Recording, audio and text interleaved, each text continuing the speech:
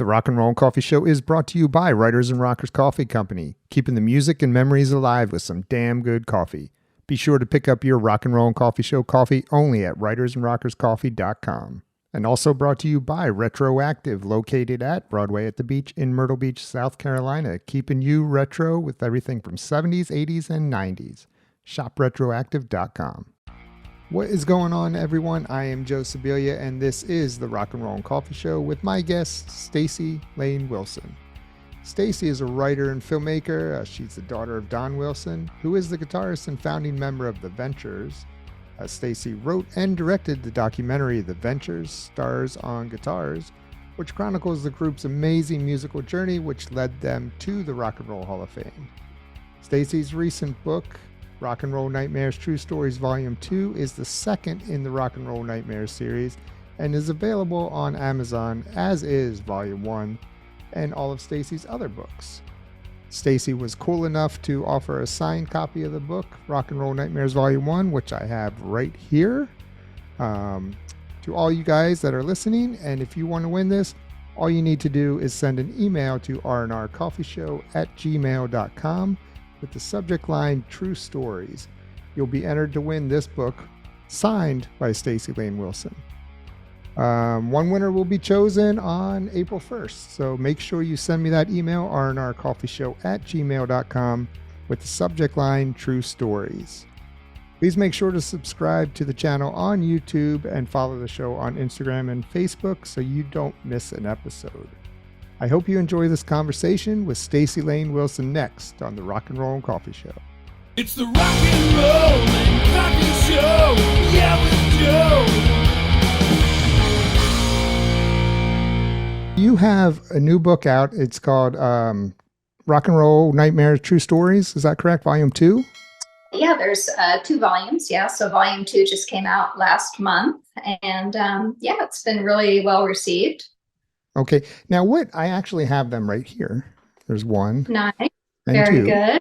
Now, 2 is much thicker than 1. It is. I know. Yeah, I thought I was going to put both things into one book, and then I realized it would look like a rock and roll war and peace. So I decided to split it into 2 volumes. And then I got someone just the other day saying, so when's volume 3 coming out? So Oh, no. it's like there's always crazy stories to fill many, many books. But yeah, those are the 2. Sort of like I call them like Hollywood Babylon, but for rock stars. And it's kind of like that little bits of stories in themes. So it's not just about one thing. It's not just about the 27 Club or just about rock and roll suicides. So there's chapters that cover the various aspects. Right. So how do you decide what you're going to put in these books? Like, where do you get all these stories and how do you find all this stuff? Yeah, well, I mean, I've always been a true crime buff ever since I was a little kid. I think one of the first books that I remember reading was Helter Skelter when I was about 11 or 12, the true crime book. And also, like I said, Hollywood Babylon. My mom had all those books on her shelves, and she was really lenient, let me read whatever I wanted to. So I think that's where it started. And then I realized that there was really nothing quite like that for the rock world. There's a lot of true Hollywood stories and stories about actors, but not so much about rockers. So I wanted to cover that and kind of, I would say they're irreverent, but they're funny, they're tragic. I mean, there's kind of run the gamut of emotions. Mm-hmm, mm-hmm. So, I mean, there's so much information in these books. They're great reads. I love the books, by the way. But how much time goes into researching all this? Because you have to go through down so many rabbit holes, I'm assuming. It is. I mean, well, coming from a journalistic background, I'm really used to doing research, and I love doing research. And history is one of my favorite subjects. So when you can blend that in with rock and roll history, it's just really a pleasure for me. It's something that I would do even if I wasn't writing a book. So that's, basically what gave me the bug to do it. But where do I look? I mean, I have so many old magazines, Rolling Stone, Cream, Hit Parader, all those magazines from the 70s that I've collected. Also a lot of online archives. Rolling Stone is a great resource because they have absolutely everything searchable online if you're a subscriber. I also look through police records, crime scene photos. I mean, I really want to be sure that I'm thorough and covering every base that I can and be as accurate as I can. Right. So you check a lot of the facts and stuff before you put them in there, I'm assuming. Oh, yeah, absolutely. Okay. Yeah. Okay. Now, have you always been like, you grew up in an entertainment family with your dad being Don Wilson, right? For the Ventures. Right. And your mom was a writer, I believe, right? Yes, that's true. She was a gossip columnist in the early 1970s. She was the first female editor of Confidential magazine. Oh, wow. Okay. So you grew up with all this entertainment and writing around you. Have you always been interested in that, or did that come later in life? No, actually, it's always been an interest of mine. I used to write stories when I was a little kid, like in composition books, and illustrate them with horses. You know, that was my big thing when I was a kid. I had a pony and horses that I loved. Yeah. So I've always written. And I think it was just, from growing up, my parents divorced when I was really young, but my mom, she was always writing a book. So it's kind of my inspiration. And then not only do you write, but you also direct and make movies and all kinds of things, right? Yes. Yeah. Never a dull moment around here. Do you like writing, or do you like producing movies better? Honestly, I prefer writing. I'm kind of a solitary person. I was a only child. I mean, I do have half siblings, but I was raised by myself. So I'm really good at being on my own, and that's what I like to do. But there is something to be said for the collaboration of filmmaking, especially a narrative kind of movie. My most recent one is called The Second Age of Aquarius, and it's about a 27 Club member rock star who comes back from the dead, sort of like Weird Science meets Oliver Stone's The Doors. But it's really fun to write a script, which I co-wrote this one with Darren Gordon Smith, who's known for Repo, the Genetic Opera, which is a sci-fi horror film. And he's also a composer and a musician, so he did all the music. So it was fun to write it with him. And then when you see what the actor, Michael Ursu, brings to the role of the rock star, and then it brings on a whole other dimension. So there's something to be said for collaboration as well. Mm-hmm. Now that film is available online. Where is that available? It is. It's on YouTube and Prime and Tubi and Vudu and all those. Okay. Yeah. Okay. Yeah. And then you also, like I mentioned before, your dad was in the Ventures, and you did a documentary on them. Yes, that was a totally different experience because it took a few years to make it. I'm used to like powering through something, starting a project and like finishing it within a certain amount of time. And with a documentary, you really have to rely on so many different interviewees and waiting on people's schedules to get all the musicians that I wanted to get in to talk about the Ventures. So that took about 3 years to finish. Wow. And that's a completely, like I said, a different thing. It's even different from writing a nonfiction book because there are so many elements that have to come together where, that you're not in control of. So that's a little difficult. But it did come out a couple of years ago, and it's been really well received. And what I like about it is that people that may not have heard of the Ventures before are learning about how influential they were because they happened to come up with the rise of the electric guitar. And it's just a really interesting, symbiotic story about how they came up, and so did the electric guitar. Mm-hmm. Now, I watched that. That was on, I think, Prime, maybe Amazon Prime. Oh, yeah, it's on Prime. Yeah, and I thought it was very good. Now, I didn't know a lot about the Ventures, and then I was listening to the music, and I'm like, yeah, I've heard that. So a lot of those songs I've heard, but didn't realize who the band was. You know what I mean? Exactly.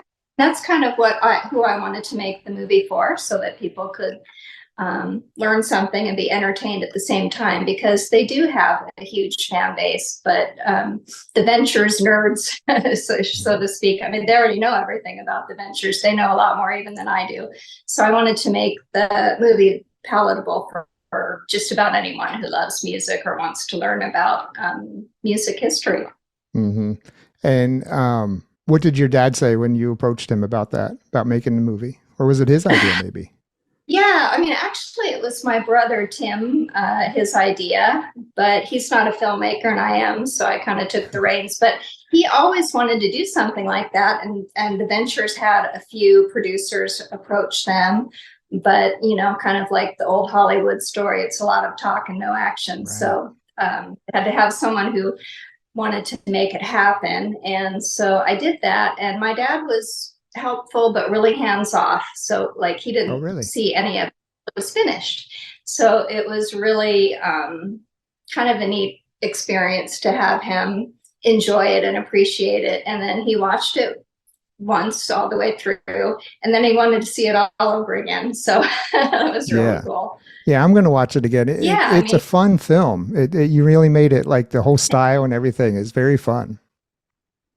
Yeah, I really lucked out with my editor, Nina Hurton, because she is not only a really talented editor, but she's also an animator and a musician. So she had all those elements that she was able to bring to it.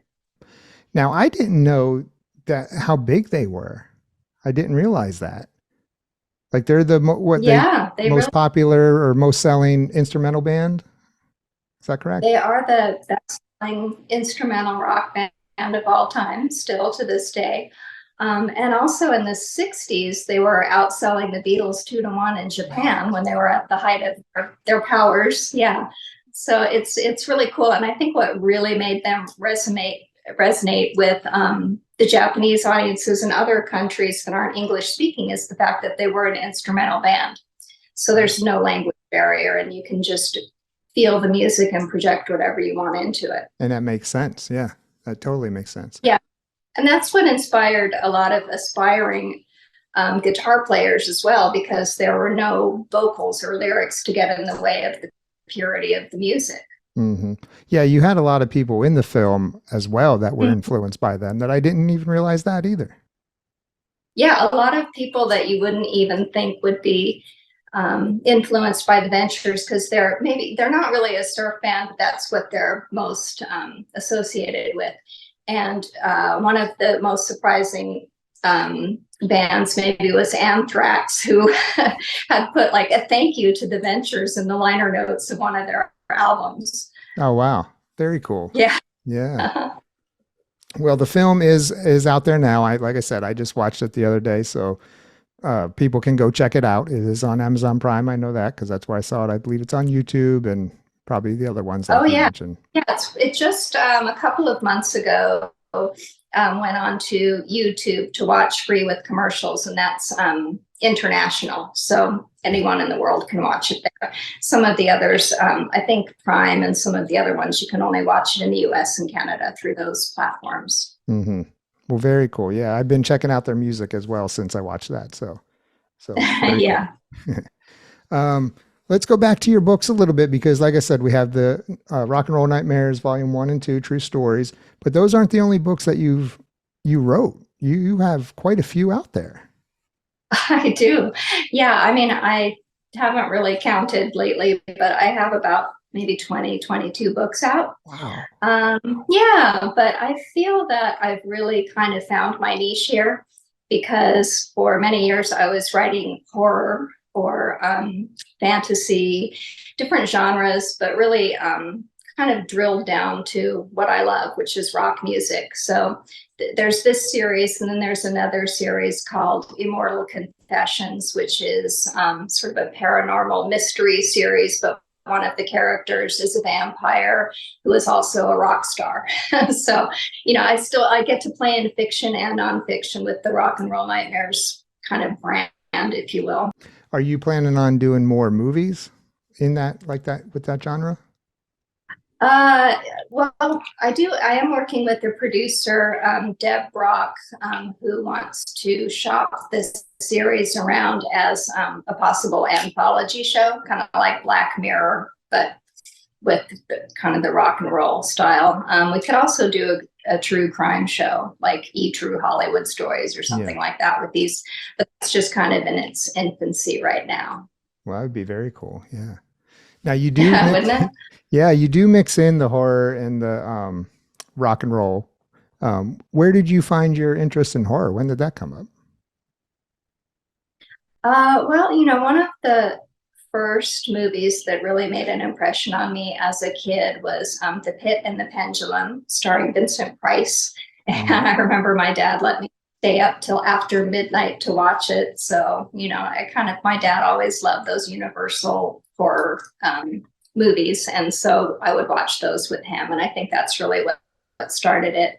And also in the 80s, when I was a teenager, Stephen King was huge. So I read all of his books. And of course, Anne Rice was coming up at the time. And so I read a lot of horror and true crime.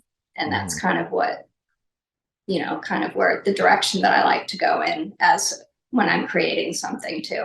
Mhm. Mhm. And one maybe kind of sets me apart a little bit is humor, because my humor is pretty dark. So I think my books and movies are always just a little bit funny and irreverent too. Right. Okay. Now you grew up in Hollywood, right? I did, yeah. Okay. Now how was that? Because you were around in Hollywood during the 80s and you were into rock and roll. Were you part of that whole scene, the Sunset Strip and everything? Did you go out and do those things? Yeah. hmm Yeah, I did. I wrote a memoir about that, Hmm. called So LA, and it was about coming of age in Hollywood with the hair metal and the glam metal and the new wave and the new romantic. And Rodney Bingenheimer had a club back then and would go to that, and the Rainbow and the Roxy and Gazzari's. So Yeah. yeah, I wrote about that, and it's not just a memoir though, because it's also sort of a parallel history of what was going on in Hollywood at the time. So I also cover architecture. That's another thing that I love is the Googie architecture that's Hollywood is famous for from the 50s, that kind of space age look. So it goes into a lot of different facets. It's not just my life story. Hmm. Hmm. And that's available as well on Amazon? The Yeah. book, your book? Okay. Okay. Yeah. Yeah. Yep. Was there a club back then that you liked to go to? Did you have a favorite? Yeah. I used to love to go to the Rainbow Bar and Grill on Sunset Boulevard. And I had a fake ID that I got out of the back of some magazine. You could order a Right. fake ID back Remember? then. They didn't have the hologram and everything. Yeah. So that was fun. Would, just hang out there with my friend who had a car. She could drive. I didn't have a car yet. So that was really good times, and met a lot of really interesting people I'm that sure. I'm still friends with today. Yeah, I mean, but one of the most interesting people that I met at the Rainbow was Richard Cole, who was Led Zeppelin's tour manager, and he was quite the character to say the least. And so there's some fun stories about him in the book as well. There was always, some kind of star sighting. Jimmy Page was there one night, and the guys from Quiet Riot would hang out there, Motley Crue. So yeah, I saw a lot of those bands when they were just coming up and they weren't really well known yet, like Motley Crue or Wasp. Some of those Wasp. Yeah. Poison. Yeah. I love Wasp. I've never seen them live though. I'd love to. It was quite a show. Yeah, I think I saw them on Halloween night at the Troubadour, and yeah, Blackie Lawless with the cod piece at eye level because you're looking up at him at the stage. It was really something else. Yeah, yeah. Were they good back then? Honestly, Oh, yeah, I yeah, loved it. they all sounded good. Yeah, it was. Yeah, I mean, you look back now, of course, they'd be canceled Yeah, with the kind of stage show that they had with the girls tied up on stage or in cages, and but it was all just kind of something that we took in stride back then. right, right. Have you ever? Did you do any acting? No, No? that's really not my aspect. And no, I don't really even like to be on camera right now. I'm Oh, no? like a deer here. No. Well, let me ask you, so you have another book that it may have just came out. It's called Rocktails. Is that right? Oh, that just came out yesterday. I'm so excited. I have a lot of cocktail recipes from musicians and from people in the business, rock and roll photographers, one of which is Lisa S. Johnson, who has an excellent book called 108 Rockstar Guitars and Immortal Axes, and also Jimmy Page's daughter, Scarlett. She's a photographer, and she gave us a really great recipe for I think it's an espresso martini. And there's also mocktails for those who have been to rehab. So we want to include Get everybody. everybody. Right. That's a very cool idea. I mean, how long did that take to put together to get everything from everybody? It took longer than I thought it would. I thought I could just throw this together. You know, you just put some recipes in a book and take a few pics and you're done. But it took me about 2 months, actually 2 or 3 months, to get everyone on board. And you know, you have to wait for people to send in their pictures, because some people wanted to send in their own picture of their rocktail, Mhm. and in some cases I took the photos, so I had to do like you know, you really have to dress the set and make it look cool. So that is fun. And it's like with the same with all the Rock and Roll Nightmares books. It's portion of the proceeds goes to the Sweet Relief Musicians Fund, which is a wonderful nonprofit that I like to support whenever I can. So they help musicians that are down on their luck, or if they need medical care or anything like that. So they're a really great organization. So every Rock and Roll Nightmares books profits go to, a portion goes to Sweet Relief. So that's the same thing with Rocktails. So it's really nice that the musicians who got on board are also, you know, helping promote it and getting the word out to their fan base as well. How did you choose who you wanted to approach about it? Were they all friends, or how'd you do that? You know, it's kind of an eclectic mix. Oh, some of them were friends, and then other friends. For instance, Lisa, who's a photographer, she knows a lot of musicians because she's taken hundreds of photos of their guitars. So she was able to help me and put me, you know, connect me with some people. And then others I just reached out to randomly through social media, like Calico Cooper. She gave me a really great rocktail recipe. I never met her before. I don't know her, but I follow her on Instagram, dropped her a line, and she was down. So Sure. yeah, so there's a lot of cool kind of neat people like that. Like I said, it's an eclectic mix. Well, that's awesome. I'm gonna have to pick that one up too. Yeah, When I was looking through all your books, I'm like, oh, I got to get that one. I got to get that one. So, I'm gonna get. that's the idea. Yeah, yeah, they look very cool, and your cover art is amazing too. Oh, thank you. Yeah, I used to work for a magazine in the art department, so I actually I do all the book covers myself. You do. I'm kind of a one-man band here. Yeah, You like it that way? You like doing everything yeah, yourself? I do. Yeah. Hmm. Um, and then I saw that you have another one coming up, I guess soon. Ghosts of Electricity or something. Yeah, I do have some more installments planned in the Rock and Roll Nightmares series. So yes, one of them is Ghost of Electricity, which is sort of a paranormal look, you know, different paranormal stories that rockers have experienced, or that there's haunted recording studios, haunted backstage areas. I mean, there's a whole bunch of them. So I want to put all that together into a book, and that will probably be my next one. And then I have another one planned about rocky relationships, love stories that, you know, kind of love gone wrong, shock rock. I mean, there's like an endless array of stories that I can choose to Yeah. focus on for this series. Really excited about exploring all these stories. Yeah, that's a genius idea with these books. Well, yeah, I mean, to be honest, the sort of like the first spark of inspiration came from when I was looking for a book to read along these lines, and I couldn't find one. So I thought, well, if I'm looking for something like this, then, probably other readers are too. And that's, kind of where that germinated from, was that from me looking for it. And I hope that I'm filling a niche. Yeah, I mean, I think you are. I mean, I definitely encourage everyone to go check them out. I don't think they'll be disappointed. Right. And if you don't like to read, there's audiobooks too.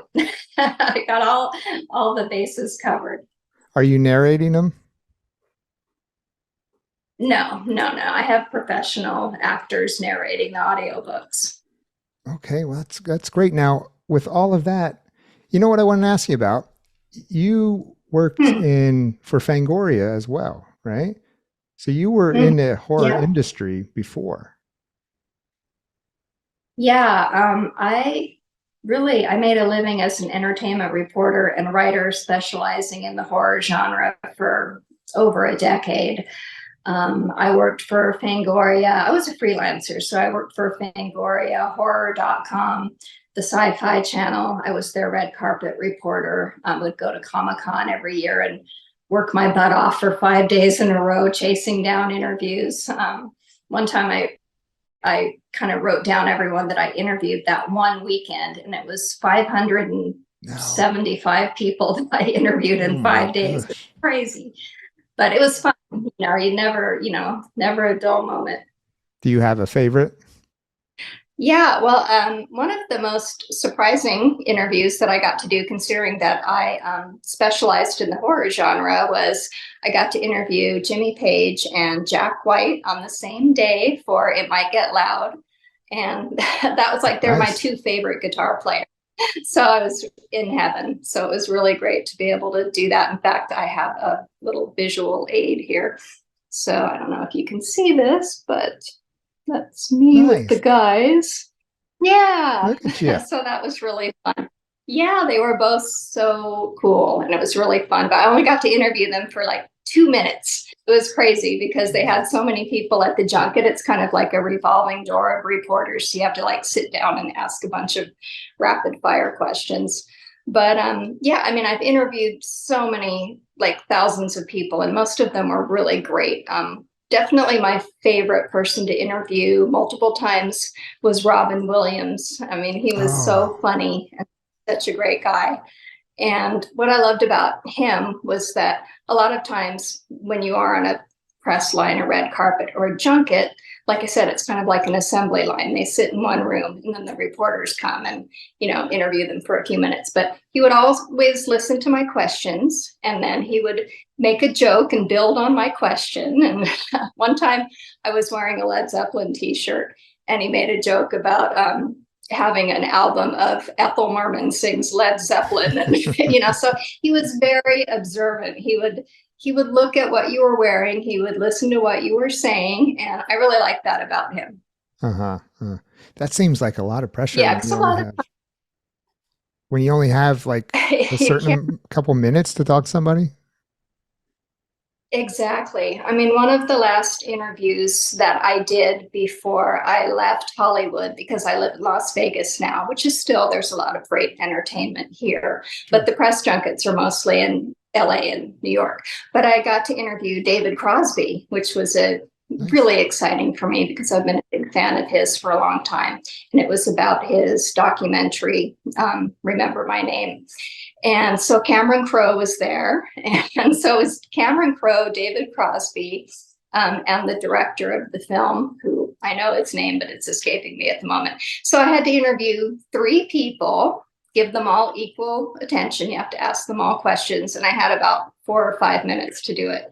But it was really fun. So it was great. And I actually made David Crosby laugh, which was kind of exciting for me because I've heard he's a bit irascible and not always so friendly to reporters. So it was fun. A lot of great experiences like that. And, I wouldn't trade it for the world, but it's, now I've moved on to something else where I'm really focusing on my books and my writing now. Sure. Now, do you still do your podcast? Because you have a Rock and Roll Nightmare podcast as well, right?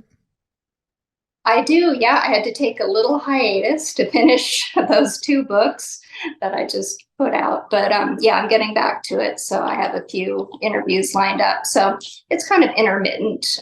It's not something that I do every week, but I try to keep it going because it's really fun. I still love talking to people and learning their stories and um, just giving people kind of a, like yourself, you know, a fun, easygoing forum to kind of just say whatever you want to.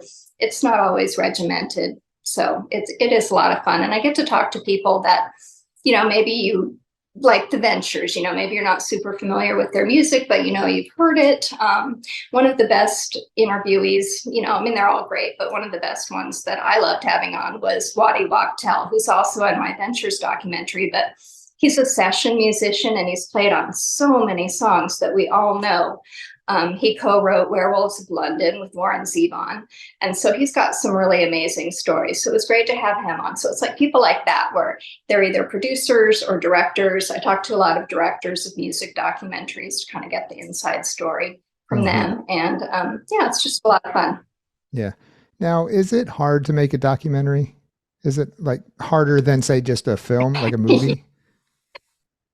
It's very hard because with a narrative film, you have a script, you have actors hired, you have a schedule. They show up in the morning, they go into makeup, they come out and they're on camera and they're doing their lines. And, you know, I mean, it's also hard work. Sometimes you can work 12 to 14 hours a day. And sometimes, especially if you're making a horror movie, you shoot a lot at night. So it's all-nighters. So that's hard, but at least you have a definite beginning period and a definite ending period. And everyone comes knowing what they're doing. So with the documentary, it's much more, I don't want to say chaotic, but it is kind of chaotic because you're really at the whim of a lot of interviewees who you're just trying to hunt down. A lot of times managers will stonewall you and say, because it's not paid for one thing, you know, interviewees for a documentary, they don't get paid. They're doing it because they want to talk about it. So like, for instance, Billy Bob Thornton, he recorded with the Ventures and he loves the Ventures. He's a huge fan. And I knew he'd want to do the documentary. And I had lost touch with him because I used to have his information through his assistant, but you know, over the years, I didn't keep in touch with him. So I lost that. So I was trying to get through to him through his manager. And the manager kept saying, yeah, no, he's not interested. He doesn't want to do it. And I was like, I don't think that's true because I know he loves the Ventures. So I actually happened to just run into him at the Sunset Marquis Hotel in Hollywood, where he loves to hang out. And I was at a gallery at the Morrison Gallery. Henry Diltz, the rock and roll photographer, has a gallery there. So I was there at an opening and I happened to see Billy Bob walking by with his entourage, and I like dashed out and I'm like, Billy, you remember me? Because I had met him several times and interviewed him too in the course of my work as a entertainment reporter. So I said, oh, you know, I'm really sorry that you can't do the Ventures documentary. I'd love to have you, you know, maybe you could just do like a self-tape for a minute. He goes, what? Nobody ever told me about it. Of course I want to do it. So see, you get that a lot with managers, like just saying no on behalf of their client without ever presenting it to them. Right. So you run into a lot of that. And then of course, another thing with the documentary is music rights, film clip rights, all those things just are kind of a headache. Yeah. Yeah. Now in the documentary, in your documentary, did you used Ventures music, right? Mm-hmm. Yeah, I did. Yeah. Okay. I mean, some of it is original tunes that aren't well known, but of course I did have to use the big hits, but I couldn't afford to pay for them because the Ventures sold their rights a long time ago. And another thing is that they're not the composers of a lot of their biggest hit songs. Right. They reinterpreted them their own way. So with huge conglomerates like Sony and BMG, and, you know, they don't care who you are. You're going to charge you tens of thousands of dollars for, you know, just a minute of one song, but you can get away with fair use for a few seconds. So that's how I managed to squeak by. How long can you use a song? I never knew that. Just a few seconds at a time. And it really has to be illustrative of what someone is talking about on screen. So I couldn't play a whole song that's not related to what someone is saying, because then it's not considered an educational or fair use. I see. Yeah, I always Yeah. wondered that about documentaries, if they were difficult. I thought about doing a documentary once, and I'm not sure. Right. Yeah. I mean, unless you really have a stake in it, like I did, I don't know if I would have, would do it again. I mean, if someone wanted to hire me to do it, that would be something else. But producing, writing, directing, doing all the interviews yourself, I mean, it's a lot of work. Okay. All right, Staci. Well, your books are out.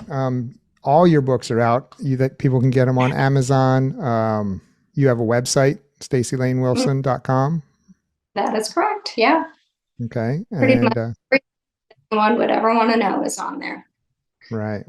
And they can hire you from your website if they like. Yeah, absolutely. I think I saw a hire link there, right? Yeah. Hey, I'm always open. That's awesome. All right, Staci. Well, I appreciate your time. Oh, thank you so much. I really am honored to be on your show. I've been watching it, and so glad to be among the illustrious interviewees. All right, Staci. Well, hang out for a minute, okay? Don't go anywhere, and thank you very much. Okay, thanks.